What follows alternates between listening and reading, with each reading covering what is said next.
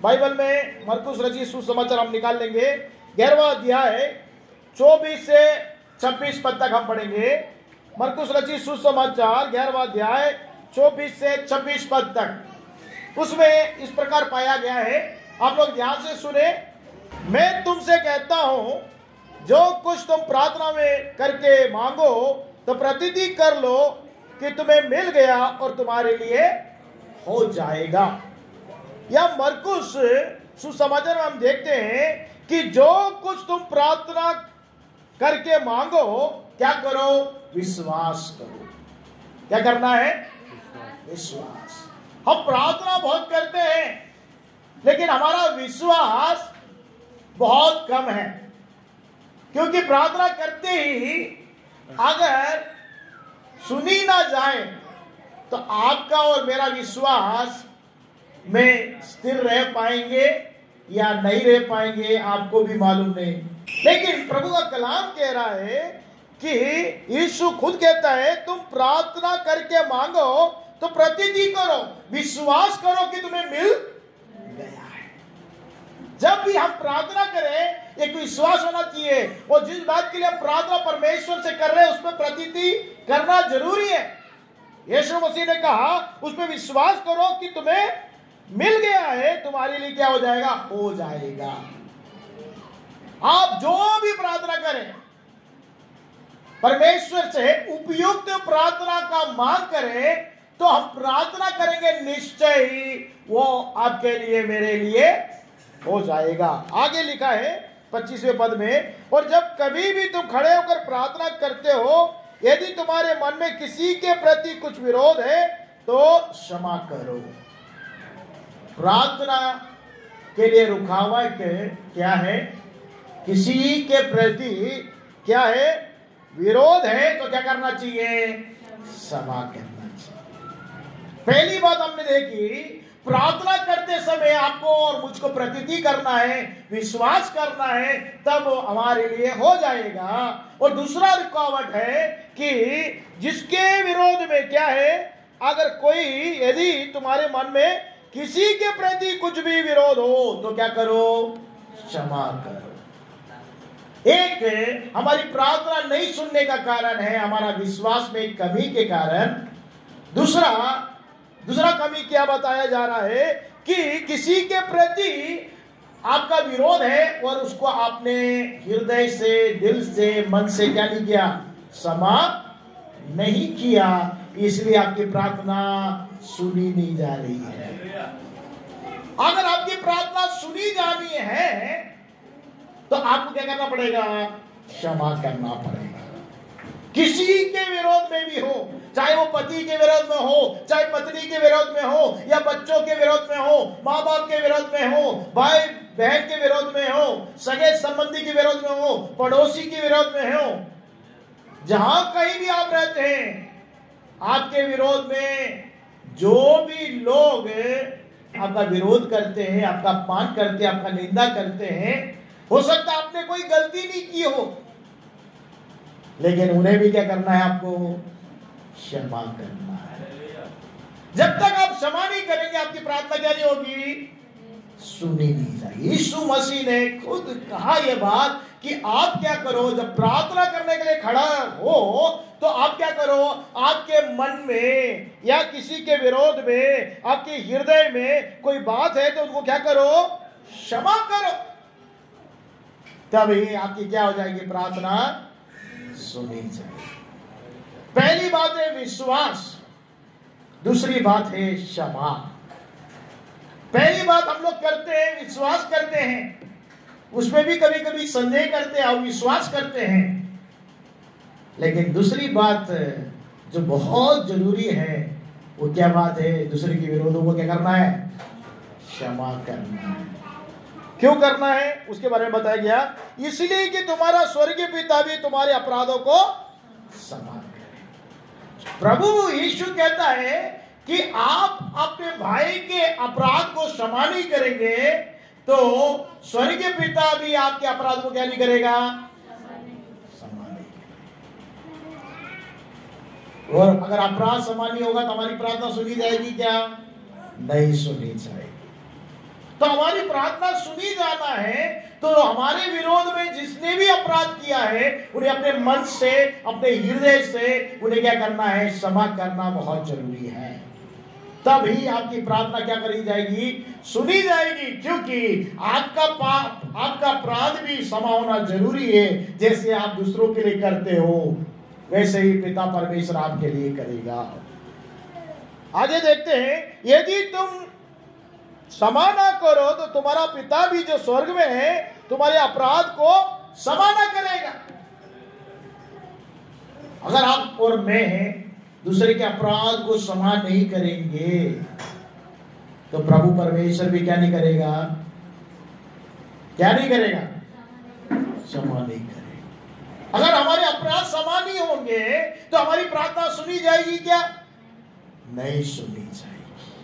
क्योंकि अगर हम पढ़ते हैं यशायाह नबी की किताब हम निकाल लेंगे, यशायाह नबी की किताब 59 अध्याय अगर हम निकाल लेते हैं, यशायाह 59 अध्याय में पहला और दूसरा पद अगर हम पढ़ते हैं तो वहां पर लिखा है, सुनो यहोवा का हाथ ऐसा छोटा नहीं हो गया कि उद्धार ना कर सके, आपको और मुझको मुक्ति ना दे सके, आपको और मुझको छुटकारा ना दे सके, और वह ऐसा बहरा हो गया कि सुन ना सके।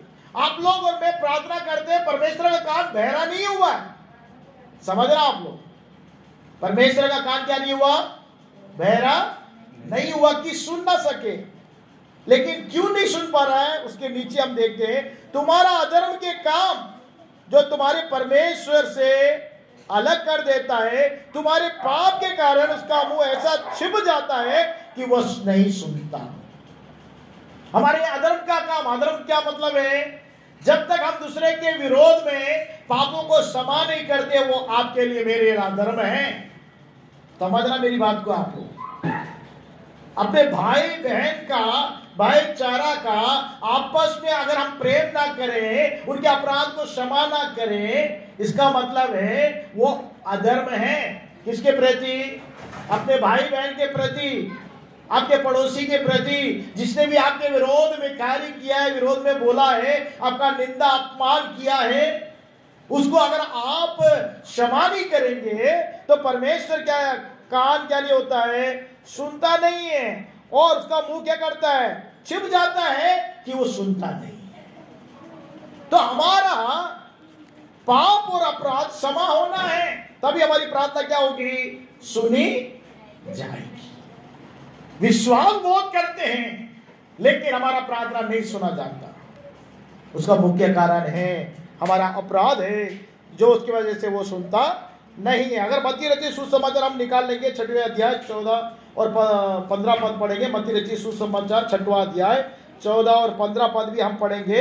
उसमें इस प्रकार से यीशु मसीह कहता है, यदि तुम मनुष्य के अपराध क्षमा करोगे तो तुम्हारे स्वर्गीय पिता भी तुम्हें क्षमा करेगा। तो मनुष्य का अपराध को क्या करना है? आपको और मुझको क्षमा करना है, तभी हमारी प्रार्थना परमेश्वर सुनेगा। यदि तुम मनुष्य की अपराध क्षमा ना करोगे तो तुम्हारा पिता भी तुम्हारे अपराध को क्या नहीं करेगा? क्षमा नहीं करेगा। कौन कह रहा है? यीशु मसीह कह रहा है। तो मनुष्य का, जो मनुष्य संसार में, इस पृथ्वी में, चाहे आपके विरोध में कुछ भी बोले, उनको भी क्या करना है? हृदय से क्षमा करना चाहिए। जब तक क्षमा नहीं करेंगे हमारी प्रार्थना सुनी नहीं जाएगी। आगे हम देखते हैं मेरे प्रियो, आगे अगर आप देखेंगे 7वें अध्याय का 1 और 2 पद भी हम पढ़ेंगे। मत्ती रचित सुसमाचार 7वां अध्याय 1 और 2 पद में, दोष मत लगाओ कि तुम पर दोष ना लगाए। हम बोलते हैं कि हमने तो कुछ नहीं किया, लेकिन उन लोग हमारे विरोध में बहुत बोलते हैं, विरोध में कार्य करते करके हम लोग क्या करने लगते हैं? दूसरे के ऊपर क्या करने लगे? दोष लगाना लगते हैं। लिखा है, दोष मत लगाओ कि तुम पर दोष ना लगाया जाए, क्योंकि जिस प्रकार से तुम दोष लगाते हो उसी प्रकार से तुम पर भी क्या लगाया जाता है? दोष लगाया जाता है। परमेश्वर का कलाम कहता है, अगर आप किसी को दोष लगा रहे हो, हमने कोई गलती नहीं की, हमने कोई खता नहीं की, हमारी कोई गलती नहीं है, और उस मनुष्य के बारे में, उस व्यक्ति के बारे में आप और मैं दोष लगाएंगे तो क्या लगेगा? हम पर भी क्या लगेगा? दोष लगेगा, क्योंकि लिखा है जिस नाप से तुम नापते हो उसी नाप से तुम्हारे लिए नापा जाएगा। नापना, हम लोग सब्जी जब लेते हैं, सब्जी तरकारी, तो वहां नापने के लिए क्या रखा है? तराजू रखा है। उसने क्या करता है? तराजू में क्या करता है? नापता है कि 1 किलो है कि 5 किलो है, बराबर। हम लोग देखते हैं कि बराबर वो नाप रहा है कि नहीं नाप रहा है। तराजू को ध्यान से देखते कि नहीं देखते? कुछ खरीदते तो कि ऐसे ही ले लेते? देखते? समझ में आ रहा है मेरी बात? देखते कि नहीं देखते आप लोग? हिंदी समझ में आ रहा है? हाँ। तो सब चीज जब ले रहे, कुछ भी चीज खरीद रहे थे, हम लोग बराबर देखते हैं कि वो कैसे नाप रहा है, सही से नाप रहा है कि धांधली कर रहा है, देखते हैं। वैसे ही प्रभु का वचन कहता है जैसे तुम नापते हो दूसरों के लिए, वैसे तुम्हारे लिए क्या किया जाएगा? नापा जाएगा। इसलिए हम दूसरों के लिए अच्छी फितरत रखे, अच्छी सोच रखे, और दूसरे के अपराधों को क्या करें? क्षमा करें। दूसरों पे क्या नहीं लगाएं? दोष ना लगाए। आगे अगर हम देखते हैं 18 अध्याय, मत्ती रचित सुसमाचार 18 अध्याय के 35वें पद भी हम पढ़ लेंगे। 18 अध्याय का 35वां पद है, उसमें इस प्रकार से लिखा है, इसी प्रकार यदि तुम में से हर एक अपने भाई को मन से क्षमा न करेंगे तो पिता जो स्वर्ग में है तुमसे भी वैसा ही। क्या लिखा है? अपने भाई को मन से क्या ना करें? क्षमा ना करें। मुंह से हम लोग क्या करते हैं? क्षमा कर दें। हमने क्षमा कर दिया, हमें क्षमा कर दिया, बोलते कि नहीं? हम भवन में जाते हैं, बाइबल पढ़ते हैं, वचन सुनते हैं, हम दूसरों को दोष नहीं लगाते, हम क्षमा कर दिया करके बोलते हैं मुंह से। लेकिन जब उसके बारे में बात आती है तो हमारे अंदर में क्रोध आ जाता है, गुस्सा आता है, कड़वापन आता है कि नहीं आता है? इसका मतलब क्या है? हमने मन से उनको क्या नहीं किया है? क्षमा नहीं किया। जब भी उनकी बात आती है, आपको और मुझको वो बातें जब आती है, तो उनने जो किया है उसे स्मरण करते हैं हम लोग, क्योंकि उन लोग के पापों को हमने क्या नहीं किया? क्षमा नहीं किया। और उन पर दोष लगाते हैं, वो ऐसे हैं, वो बुरे हैं करके उनके ऊपर क्या लगाते हैं? दोष लगाते हैं। कोई भी अपराध कर दे तो उनको क्षमा करना इतना आसान नहीं है। लेकिन प्रभु यीशु मसीह कहता है अगर तुम क्षमा नहीं करोगे तुम्हारी प्रार्थना क्या नहीं होगी? सुनी नहीं जाएगी। आपकी और मेरी प्रार्थना सुनी नहीं जाने का कारण यही है, हमने दूसरों के अपराधों को क्या नहीं किया? क्षमा नहीं किया है। लिखा है मेरे प्रिय, अपने भाई को मन से क्षमा ना करोगे तो तुम्हारा पिता जो स्वर्ग में है तुमसे भी वैसा ही करेगा, वो भी क्षमा नहीं करेगा। आप क्षमा करोगे आपके भाई बहन को तो वो भी क्षमा करेगा। ठीक है, प्रभु यीशु मसीह ने आपको और मुझको सारे पापों और अपराधों को क्षमा किया। हमें क्षमा किया कि नहीं? किया है। इसलिए उसकी उपस्थिति में आते हैं, उसके भवन में आकर उसकी स्तुति और आराधना करते हैं, उसके वचन में से सुनते हैं और परमेश्वर के सम्मुख में आते हैं। किसी के बारे में अगर अपराध है उसे क्षमा करो, मन से उसको क्षमा करो, तो निश्चय परमेश्वर क्या करेगा? हमारी प्रार्थना को सुनेगा। आगे हम देखेंगे इफिसियों की पत्री 4 अध्याय 32वें पद को भी हम निकालेंगे। इफिसियों की पत्री हम निकालेंगे और उसने इफिसियों को लिखा, इफिसियों की पत्री 4 अध्याय और उसमें 32वें पद को हम पढ़ेंगे। उसमें लिखा है इस प्रकार से, एक दूसरे पर क्या करो? कृपा करो। क्या करना चाहिए? एक दूसरे के साथ क्या करना चाहिए? कृपा करना चाहिए। हम लोग हमेशा सोचते हैं हमारे ऊपर कोई कृपा करे, सोचते कि नहीं? कोई हम पर कृपा करे, कुछ हम पर दया करे, हमेशा हमारी क्या सोच रहती है? कोई तो हम पर कृपा करे, कोई तो हमारे ऊपर दया करे, कोई तो हम पर करुणा करे, हमारी मदद करे, ऐसी हमारी सोच है। लेकिन क्या आप और मैं दूसरे के ऊपर कृपा करते हैं? प्रभु का कलाम कहता है कि एक दूसरे पर क्या करो? कृपा करो और करुणामय हो, जैसे परमेश्वर ने मसीह में तुम्हारे अपराध क्षमा किया है, वैसे तुम भी एक दूसरे के अपराध को क्या करो? क्षमा करो। परमेश्वर ने मसीह में क्या कर दिया? हमारे अपराधों को क्षमा कर दिया। आपने और मैंने कितनी खताएं की है, कितनी गलती की है। जब से संसार में आए तब से पाप और अधर्म का कार्य करते हुए जा रहे हैं। परमेश्वर की बात को नहीं मानते हैं, उसकी आज्ञा को मानते नहीं है, उसकी विधि नियमों को मानते नहीं है, कितना अपराध करते हैं परमेश्वर के विरोध में। लेकिन परमेश्वर ने मसीह के द्वारा आपके और मेरे अपराध को क्या कर दिया है? क्षमा कर दिया है। वैसे ही तुम भी क्या करो, एक दूसरे के अपराध को क्या करो? जब तक आप और मैं दूसरे का अपराध क्षमा नहीं करेंगे, हमारी प्रार्थना सुनी नहीं जाएगी, हम आशीषित नहीं होंगे। आप और मैं, परमेश्वर चाहता है कि आप और मैं आशीष पाए। हम जो कार्य करें उसमें आशीष हो, जो मेहनत करें उसमें आशीष हो, हमारे परिवार आशीषित हो। क्यों आशीषित नहीं हो रहा है? कारण यह है कि हम परमेश्वर की आज्ञा को नहीं मान रहे हैं, परमेश्वर की बात को नहीं मान रहे हैं। परमेश्वर कहता है एक दूसरे से क्या करो? अपराध को क्या करो? क्षमा करो। कर रहे हैं क्या? नहीं करेंगे तो कैसे आशीषित होंगे? प्रभु का कलाम कहता है मन से उनके अपराध को क्या करो? क्षमा करो। अगर हम लूका रचित सुसमाचार 17वां अध्याय अगर हमारे आते हैं निकाल लेंगे, लूका रचित सुसमाचार 17वां अध्याय में एक बात हो रही है, वहां पर देखिए क्या लिखा है। वहां पर हम पढ़ते हैं, यहां से पहले पद से मैं पढ़ रहा हूं, आप लोग सुनिए। फिर उसने अपने चेलों से कहा, हो नहीं सकता कि ठोकरें ना लगे। हो नहीं सकता, क्या नहीं लगे? ठोकर ना लगे, परंतु हाय उस मनुष्य पर जिसके कारण वे आती है। जो इन छोटों में से किसी एक को ठोकर खिलाता है, उसके लिए भला होता कि चक्की का पट्टा उसके गले में लटकाया जाता और वह समुद्र में डाल दिया जाता। जिसके वजह से ठोकर लगे उसको क्या करना चाहिए? यीशु मसीह कह रहा है एक पट्टा बांधो उसके गले में और कहां डाल दो? समुद्र में डाल दो। अगर पट्टा बांध के समुद्र में डालेंगे तो बाहर निकल सकते हैं क्या? नहीं निकल सकते। तो कह रहा है कि पट्टा बांध कर क्या कर दो, इधर ठोकर लग रहा है इसकी वजह से डाल दो, वो अच्छा रहेगा। क्योंकि लिखा है सचेत रहो, यदि तेरा भाई अपराध करे तो उसे समझा। अगर कोई भाई आपके विरोध में अपराध कर रहा है, बहन आपके विरोध में अपराध कर रहा है, तो क्या करना चाहिए? उसको समझाओ। और आगे लिखा है यदि पछताए तो उसको क्या करो? क्षमा करो। पछताता है तो उसको क्या करो? क्षमा करो। यदि दिन भर में वह 7 बार तेरा अपराध करे और 7 बार आके तेरे पास आकर फिर आकर कहे मैं पछताता हूं, तो उसे क्या करो? क्षमा करो। कितनी बार वो अपराध करे उसको क्या कर दो? क्षमा कर दो। तुरंत चेले लोगों ने क्या बोला मालूम है? 5वें पद में, तब प्रेरितों ने प्रभु से कहा हमारे विश्वास को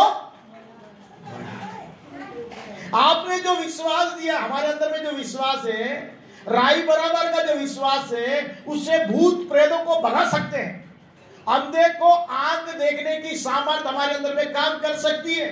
लंगड़ों को चला सकते हैं, मुर्दों को जिला सकते हैं, बीमारों को चंगा कर सकते हैं। अगर राई बराबर विश्वास रहेगा, पहाड़ से कहेंगे इधर से उधर चला जाएगा।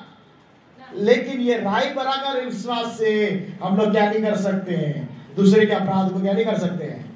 क्षमा नहीं कर सकते।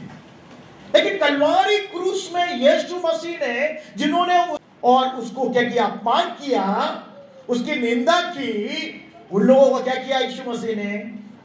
प्रभु परमेश्वर ये नहीं जानते कि क्या कर रहे करके उनको क्या किया? किसके पीछे आप और मैं चल रहे हैं? यीशु मसीह के पीछे। किसके पीछे चल रहे हैं?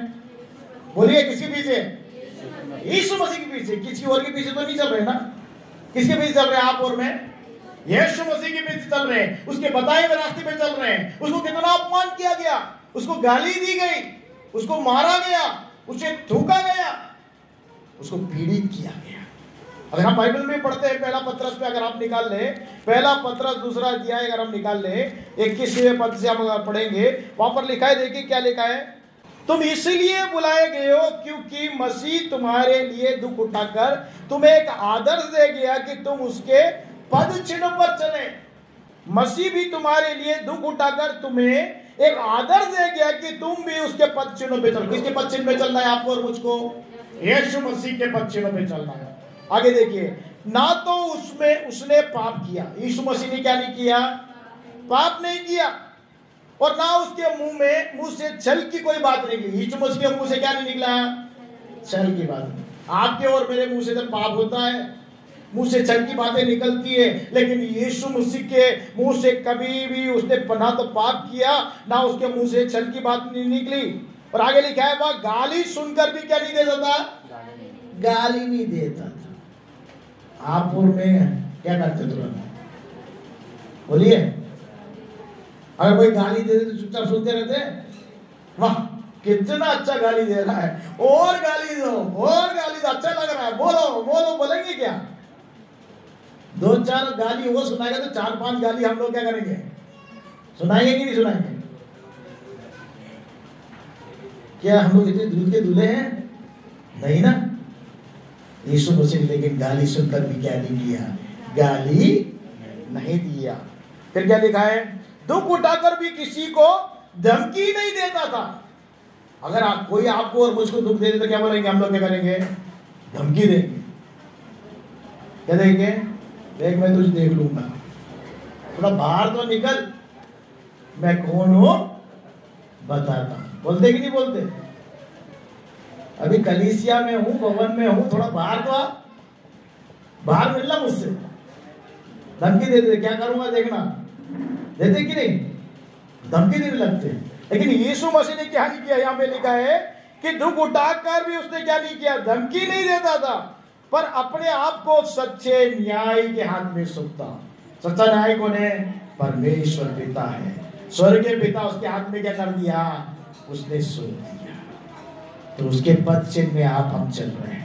जैसे यीशु मसीह ने अपराध को क्षमा किया, वैसे आपको और मुझको क्या करना चाहिए? अपराध को क्षमा करना चाहिए।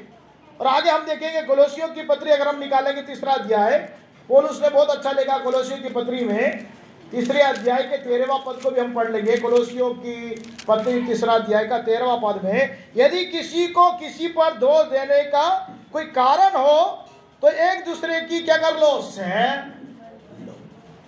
दोष लगाने का आपके पास मेरे पास कारण हो सकता है।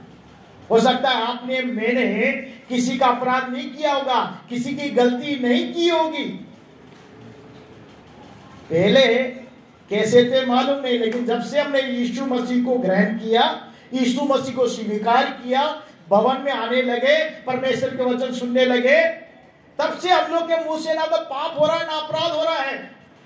लेकिन फिर भी यहाँ पे कहा जा रहा है किसी को किसी पर दोष देने का कोई कारण हो। दोष देने का आपके पास मेरे पास कारण हो सकता है, क्योंकि हमने कोई गलती नहीं किया, अपराध नहीं किया। दोष देने का कारण हो तो क्या कर लो आप लोग? तो एक दूसरे को क्या कर लो? सह लो, और एक दूसरे के अपराध को क्या करो? क्षमा। सहन करना आना चाहिए, जैसे यीशु मसीह ने सहन किया। कितना तकलीफ, 39 कोड़े उसके शरीर पे मारा गया, जब उसके शरीर को फाड़ा गया, उसके शरीर को तोड़ा गया, लेकिन वो चुपचाप सहन करता रहा। अगर आप वाकई में आप और मैं यीशु मसीह पर विश्वास करते हैं तो हमारे अंदर में भी वो सहनशीलता होनी चाहिए, सहन करने की सामर्थ्य होनी चाहिए। प्रभु से बोल रहा है कि हमें दोष लगाने का है मौका, लेकिन हम दोष नहीं लगाएंगे, लेकिन उनके अपराध को क्या कर देंगे? क्षमा करेंगे, सहन कर लेंगे। और आगे लिखा है जैसे प्रभु ने तुम्हारे अपराध को क्षमा किया वैसे तुम भी। प्रभु परमेश्वर ने आपके और मेरे अपराध को क्षमा किया कि नहीं किया? किया कि नहीं? यीशु मसीह के लहू से आपके अपराध को, पाप को क्षमा किया कि नहीं किया? किया है। वैसे आप भी क्या करो? एक दूसरे के अपराध को क्या कर लो? क्षमा करो करके प्रभु का कलाम कहता है। जल्दी से हम देखेंगे मेरे प्रियो, कुछ पदों को मैं आप लोग के बीच में बोलना चाहता हूं। फिर अगर हम निकालेंगे 1 यूहन्ना 4 अध्याय 20 और 21 पद को हम देखेंगे। 1 यूहन्ना में 1 यूहन्ना निकाल लेंगे 4 अध्याय और 20 और 21वां पद। वहां पे क्या लिखा है? यदि कोई कहे मैं परमेश्वर से प्रेम रखता हूं और अपने भाई से क्या करता है? बैर रखे, तो वो क्या कहता है? झूठ बोलता है। आप बोल रहे हैं कि मैं परमेश्वर से प्रेम करता हूं। क्या बोल रहे हैं? मैं परमेश्वर से प्रेम करता हूं, और अपने भाई से क्या कर रहे हो? हेलो, क्या कर रहे हो? बैर कर रहे हो, उसके अपराध को क्षमा नहीं कर रहे हो, तो क्या कह रहे हो आप? झूठ बोल रहे हो कि परमेश्वर से प्रेम करता हूं। आगे लिखा है, ओ क्योंकि जो कोई अपने भाई जिसे उसने देखा है प्रेम नहीं रखता, जो भाई को आप देख रहे हो, बहन को आप देख रहे हो, उससे प्रेम नहीं कर सकते हो, तो वह परमेश्वर से जिसने उसे नहीं देखा प्रेम नहीं रख सकता। परमेश्वर को देखते हैं क्या आप लोग? देख पा रहे हैं क्या? तो अपने भाई को अगर हम देख रहे हैं, अपनी बहन को हम देख रहे हैं, उससे क्या नहीं कर पा रहे? अगर प्रेम नहीं कर रहे हैं, परमेश्वर तो दिखता ही नहीं। हम लोग बोलते हैं कि परमेश्वर से मैं बहुत प्रेम करता हूं, बहुत प्रेम करता हूं, तो क्या बोल रहे हैं? झूठ। क्या बोल रहे हैं? झूठ। देखने वाले भाई बहन से अगर आप प्रेम नहीं करते हो, तो बिना देखने वाले परमेश्वर से कैसे प्रेम कर सकते हो? कर सकते हैं? नहीं कर सकते। अगर भाई बहन से प्रेम करते हैं तो परमेश्वर से भी हम प्रेम करते हैं। अगर भाई बहन से प्रेम नहीं करते हैं तो आप और मैं परमेश्वर से प्रेम नहीं करते हैं। अगर परमेश्वर से प्रेम नहीं करते हैं तो उसकी आज्ञा को कैसे आप और मैं मानेंगे?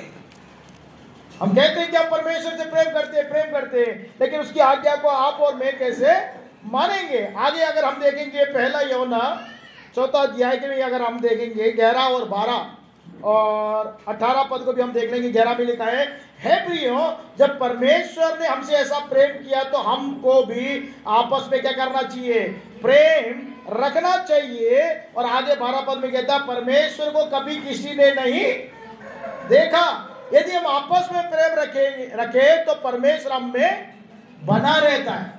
अगर आपस में प्रेम रखेंगे तो कौन बना रहेगा? परमेश्वर हम में बना रहेगा। अगर आपस में प्रेम नहीं रखेंगे तो परमेश्वर हमारे अंदर में क्या नहीं रहेगा? सुनिए समझ ध्यान से, परमेश्वर हमारे बीच में बना नहीं रहेगा। आपस में हमें प्रेम करना चाहिए, पति पत्नी से, पत्नी पति से, माँ बाप बच्चों से, बच्चे माँ बाप से, अपने पड़ोसी से, अपने समुदाय से, अपने घराने से क्या करना चाहिए? देखने वालों से प्रेम करना चाहिए। अगर आप प्रेम करते हो तो आपके अंदर में कौन है? परमेश्वर है। परमेश्वर भी आपके अंदर है। लिखा है कि परमेश्वर आप में बना रहता है। परमेश्वर आप में बना रहना है तो आप प्रेम करना है। और 18 पद में लिखा है, प्रेम में भय नहीं होता। क्या नहीं होता? जो प्रेम करता है उसके अंदर में भय नहीं होता, उसके अंदर में डर नहीं होता। अगर माँ बाप से बच्चे प्रेम करते हैं तो उनके अंदर में भय नहीं रहता है। अगर वाकई में वो प्रेम करते हैं तो उनकी बातों को मानेंगे, उसकी आज्ञा को मानेंगे। बच्चे जब माँ बाप की बात नहीं मानते हैं ना, तब उनके अंदर में डर लगता है कि अब हमको क्या करेगी? मार पड़ेगी मम्मी पापा से। पड़ेगी कि नहीं पड़ेगी? पड़ेगी। अगर प्रेम करते तो मम्मी पापा जो कुछ बोलेंगे ना, बच्चे लोग करने के लिए क्या हो जाएंगे? तैयार हो जाएंगे। वैसे ही आप और मैं परमेश्वर से प्रेम करेंगे, परमेश्वर जो भी बोलेगा उसको करने के लिए आप और मैं क्या हो जाएंगे? तैयार हो जाएंगे। तो इसलिए यहाँ पे लिखा है कि प्रेम में भय नहीं होता, वरन सिद्ध प्रेम भय को दूर कर देता है, क्यों भय का संबंध दंड से होता है। जो भय करता है उसको क्या मिलेगा? दंड मिलेगा। क्या मिलेगा? दंड। क्यों भय करता है? बच्चे लोग जब गलती करते हैं, स्कूल में जाके गलती करते हैं, बच्चे लोग डरते हैं। लोग गलती करने के बाद क्या करते हैं? डरते हैं। क्यों डरते हैं? उनके अंदर भय होता है कि अब टीचर मारेगा, अब मुझे दंड मिलेगी। माँ बाप बच्चे लोग घर में भी क्या करते हैं? गलती करने के बाद उनको लगता है कि अब मुझको डरने लगती कि मम्मी पापा ने देख लिया, अब मुझे क्या मिलेगा? दंड मिलेगा, मेरी पिटाई होगी, है कि नहीं? लेकिन अगर आप और मैं प्रेम करते हैं तो उसको क्या नहीं रहेगा? लिखा है, जो भय करता है वो प्रेम में सिद्ध नहीं हुआ। जो डरता है वो क्या नहीं हुआ? परमेश्वर के प्रेम में सिद्ध नहीं हुआ। परमेश्वर से आप और मैं प्रेम करते हैं तो निश्चय उसकी आज्ञा को मानना बहुत जरूरी है। आखिरी में एक पद को हम पढ़ेंगे, पहला यूहन्ना 3 अध्याय 15 और 16 पद। पहला यूहन्ना 3 अध्याय 15 और 16 पद। जो कोई अपने भाई से बैर रखता है वह हत्यारा है। कौन है वो? बस उसको चाकू नहीं मिला, मिला हो तो क्या कर देता है? उसके भाई को खचाक खचाक करके मार के उसको क्या कर देता है? लिखा है कि जो कोई अपने भाई से बैर रखता है उसको मौका नहीं मिला, नहीं तो उसको क्या करते हैं? हत्या कर देगा। लिखा है कि जो कोई अपने भाई से बैर रखता है वह हत्यारा है, और तुम जानते हो कि किसी हत्यारे को अनंत जीवन नहीं रहता। कोई हत्या करने वाले के पास क्या नहीं है? अनंत जीवन नहीं है। आप और मैं इसलिए बैर नहीं करना है क्योंकि बैर करने वाला हत्यारे के समान है। अगर आप और मैं भाई बहन का अगर बैर करते हैं, उनके अपराध को क्षमा नहीं करते हैं, आप और मैं हत्यारे हैं। उनके अंदर में क्या नहीं रहेगा? अनंत जीवन नहीं रहता। आगे हम देखते हैं, हमने प्रेम इसी से जाना है कि उसने हमारे लिए अपने प्राण दे दिया, और हमें भी भाइयों के लिए क्या कर देना चाहिए? प्राण देना चाहिए। पहले तो अपराध क्षमा करें। अब लोग क्या नहीं करते? अपराध ही नहीं क्षमा करें, उनके लिए प्राण देंगे क्या? जीवन देंगे क्या? कुछ लोग अच्छे मित्र लोग हैं, मालूम है आप लोगों को, अच्छे फ्रेंड्स हैं, अपने मित्र के लिए अपना जान भी देने के लिए तैयार हो जाते हैं। लेकिन प्रभु का कलाम कहता है वाकई में आप भाईचारा प्रेम है भाईचारा में, तो उनके लिए क्या करना चाहिए? प्राण देने के लिए भी तैयार होना चाहिए। जैसे यीशु मसीह ने आपके लिए मेरे लिए क्या कर दिया? अपने प्राणों को दे दिया। वो हमें बोलता है तुम लोग मेरे भाई बहन हो, तुम्हारे लिए मैं अपने जीवन को सलीब पर प्राण दे दिया, अपने लहू को बहा दिया, इसलिए कि आपस में तुम लोग क्या करो? प्रेम करो। उसकी आज्ञा है कि जैसे तुम मुझसे प्रेम करते हो आपस में क्या करो? प्रेम करो। दूसरे के अपराधों को क्या करो? कर पाते क्या? अपनी दीदी का अपराध क्षमा नहीं करते, अपनी बहन का अपराध क्षमा नहीं करते, अपने भाई का अपराध क्षमा नहीं करते, अपने पड़ोसी का अपराध क्षमा नहीं करते, अपने जान पहचान वाले का अपराध क्षमा नहीं करते। तो क्या परमेश्वर का प्रेम हमारे अंदर में है? अगर परमेश्वर का प्रेम आपके और मेरे अंदर में है तो हमें क्या करना चाहिए? जैसे परमेश्वर ने मसीह के द्वारा हमारे अपराधों को क्षमा किया, वैसे आप और मैं दूसरे के अपराधों का क्या करना चाहिए? क्षमा करना चाहिए। कितने लोग क्षमा करेंगे? आमीन। अपने स्थानों में हम खड़े हो जाए और प्रभु से कहें कि प्रभु हमारी प्रार्थना इसलिए सुनी नहीं गई, हम विश्वास करते हैं लेकिन हमारे विश्वास पे भी संदेह है, अविश्वास है। प्रार्थना जरूर करते हैं लेकिन हमारे अंदर में विश्वास की कमी है। हमारे विश्वास की कमी को दूर कर मेरे प्रभु। जैसे प्रेरितों ने कहा कि प्रभु परमेश्वर मेरे विश्वास को बढ़ा दे, आज आप और मैं प्रभु से प्रार्थना करें और कहें कि प्रभु मेरे विश्वास को बढ़ा दे। अपने आंखों को बंद करें, इधर उधर ना देखें, बातचीत ना करें। प्रभु हमारे बीच में उपस्थित है। प्रभु से कहें कि प्रभु मेरे विश्वास को बढ़ा, मेरे संदेह को मेरे हृदय से मेरे मन से दूर कर। मैं विश्वास के साथ प्रार्थना करने वाला हूं, क्योंकि प्रभु तेरे कलाम कहता है प्रार्थना करते हो तो प्रतीति करो कि तुमको मिल गया, मिल जाएगा तो तुम्हें मिल जाएगा। अपने हृदय में हाथ रख के प्रभु से प्रार्थना करें और बोले प्रभु मेरे हृदय में जो विश्वास है उसको दूर करिए, जो संदेह है उसे दूर करिए, मुझे विश्वास से भर दीजिए। प्रेरितों ने कहा, लूका रचित सुसमाचार 17 अध्याय के 5वें पद में प्रेरितों ने यीशु मसीह के पास आके कहा कि हमारे विश्वास को बढ़ा दे। आज आप और मैं प्रभु से प्रार्थना करें, आप प्रार्थना करें, बोले प्रभु मेरे विश्वास को बढ़ा दे,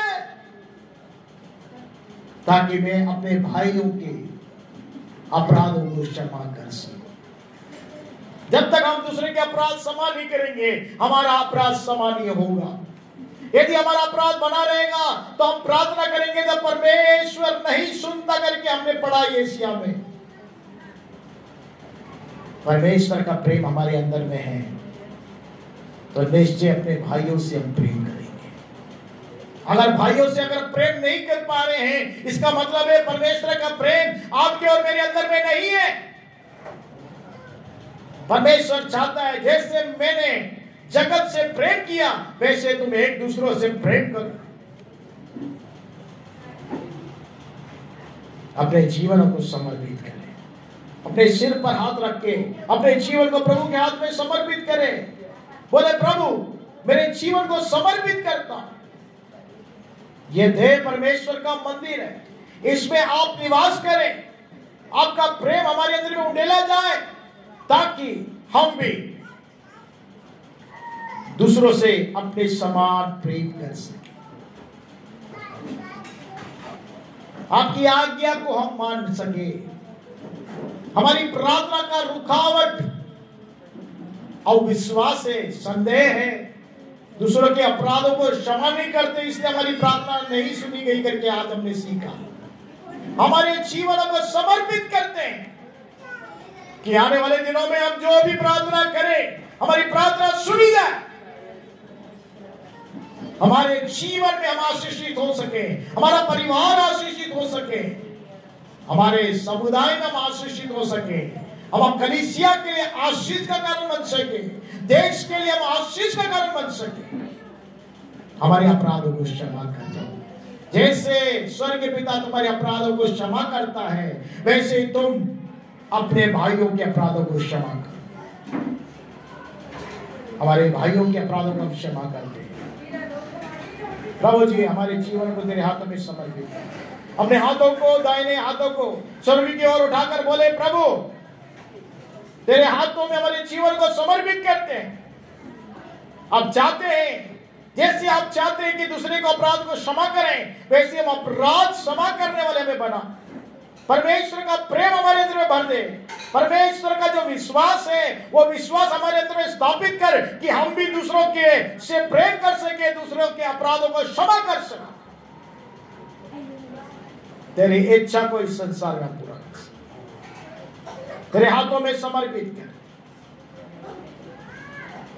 हमारे जीवन में अपराधों के कारण, अविश्वास के कारण, संदेह के कारण, प्रेम रहित रहने के कारण हमारे शरीर में जो भी दुर्बलता है, बीमारी है, उसे यीशु के नाम से, यीशु नासिर के नाम से मैं आज्ञा देता हूं, उनके शरीर में से हर एक दुर्बलता है, बीमारी, रोग निकल जाए यीशु के नाम से और छुटकारे की घोषणा कर।